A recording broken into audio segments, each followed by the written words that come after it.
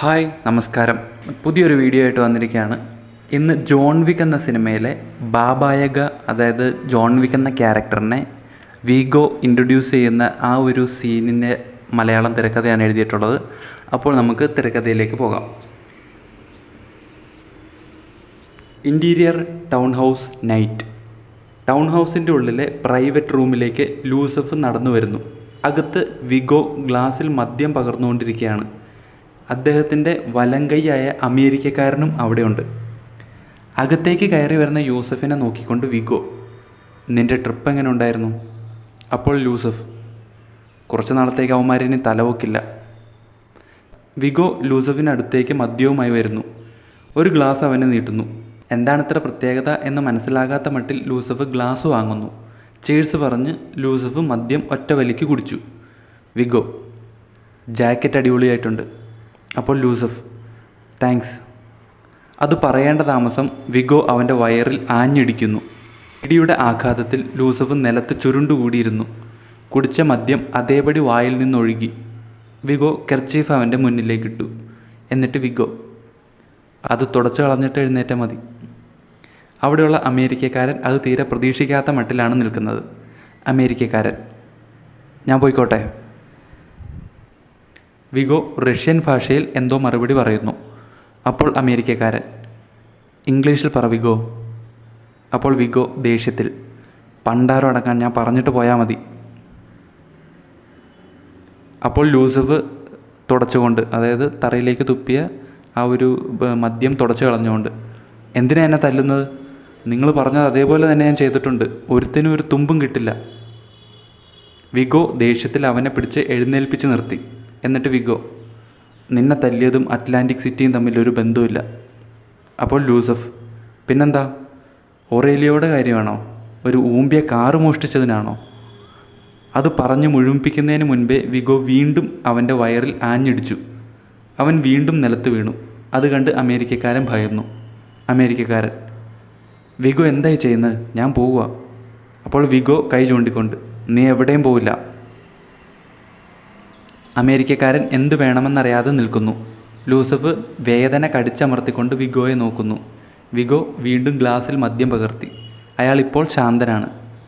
എന്നിട്ട് വിഗോ, നീ എന്താണ് ചെയ്തതെന്നുള്ളതൊരു പ്രശ്നമല്ല, പക്ഷേ നീ ആരോടാണ് അത് ചെയ്തത്, അതാണ് ഇവിടുത്തെ പ്രശ്നം. അപ്പോൾ ലൂസഫ് പുച്ഛത്തോടെ, ആര്? അവൻ ഏതോ ഒരുത്തൻ എന്തുണ്ടാക്കാൻ?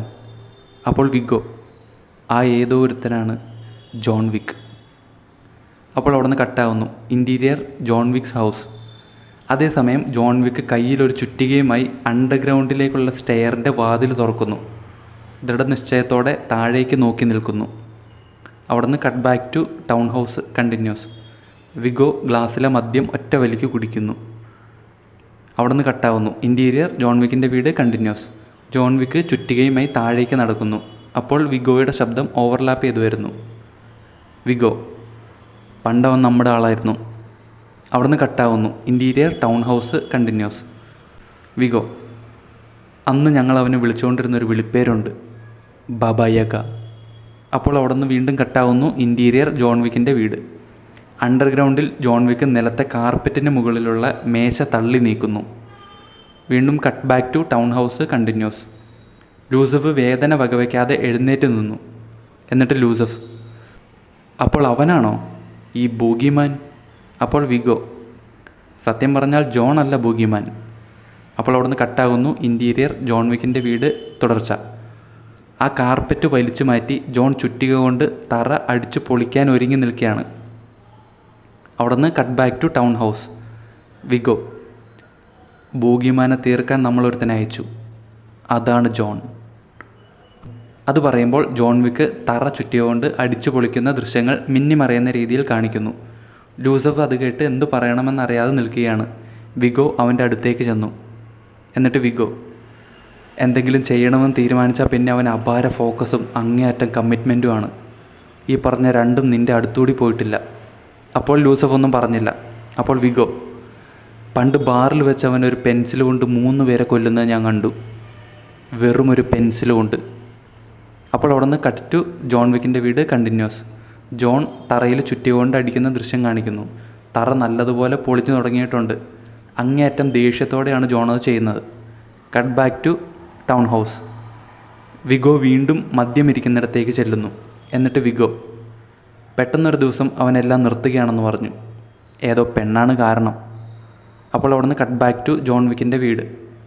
തറ ഏറെക്കുറെ അടിച്ചു പൊളിച്ച ശേഷം ചുറ്റിക മാറ്റി ജോൺ നിലത്തിരുന്നു. ശേഷം തകർന്നു കിടക്കുന്ന സിമൻറ്റ് കട്ടകൾ പെറുക്കി ഇരുവശത്തേക്ക് മാറ്റുന്നു. അവിടുന്ന് cut back to town house. Vigo പറയാണ്, അവിടെ ഞങ്ങളൊരു ഡീല് വെച്ചു. തീർക്കാൻ കുറച്ച് പാടുള്ളൊരു പണി. അതവൻ ഏറ്റു. ഒരുത്തനെ കൊണ്ടും ഇന്നേ വരെ സാധിക്കാത്ത ഒരു അസൈൻമെൻറ്റ്. വിഗോ ദീർഘനിശ്വാസത്തോടെ മദ്യം ഒറ്റ വലിക്ക് കുടിച്ചു. എന്നിട്ട് വിഗോ, അന്ന് രാത്രി അവൻ കൊന്നു തള്ളിയവരുടെ ബോഡികൾക്ക് മുകളിലാണ് ഇന്ന് നമ്മൾ നിൽക്കുന്ന ഈ സാമ്രാജ്യത്തിൻ്റെ അടിത്തറ. ജോൺ കട്ടകൾ പെറുക്കി മാറ്റി അതിനടിയിൽ എന്തോ തിരയുന്ന ദൃശ്യം മിന്നിമറയുന്നു. അപ്പോൾ വിഗോ ലൂസഫിൻ്റെ നേർക്ക് തിരിഞ്ഞു.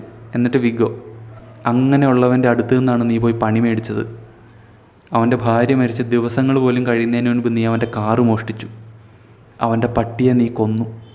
അപ്പോൾ ലൂസഫ്, ഡാഡി തനിക്ക് വിട്ടേക്ക്, ഞാൻ നോക്കിക്കൊള്ളാം. അപ്പോൾ വിഗോ അത്ഭുതത്തോടെ, ഓഹോ, എന്താണാവോ പ്ലാൻ? അപ്പോൾ ലൂസഫ്, തുടങ്ങി വെച്ചത് അതേപോലെ തന്നെ ഞാനങ്ങ് തീർക്കാൻ പോവുക.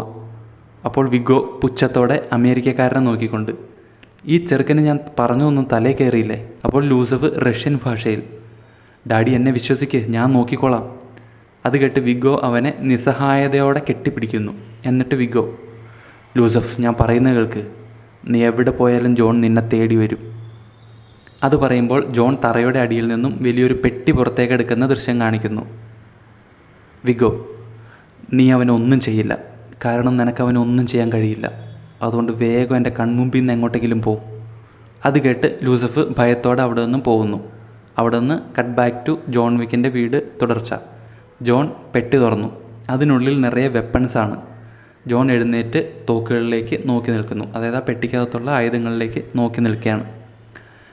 ഈ ഒരു സീനാണ് ജോൺ വിക്കിലെ ആ ക്യാരക്ടറിനെ, ബാബായക എന്നുള്ള ക്യാരക്ടറിനെ ഇൻട്രൊഡ്യൂസ് ചെയ്യുന്നത്. ആ സീൻ എങ്ങനെയാണ് എഴുതിയിട്ടുള്ളത് എന്നുള്ളതിൻ്റെ ഒരു സാമ്പിളാണ് ഞാൻ കാണിച്ചു തന്നത്. അപ്പോൾ മറ്റൊരു വീഡിയോയിൽ പുതിയൊരു തിരക്കഥയുമായിട്ട് വീണ്ടും വരാം.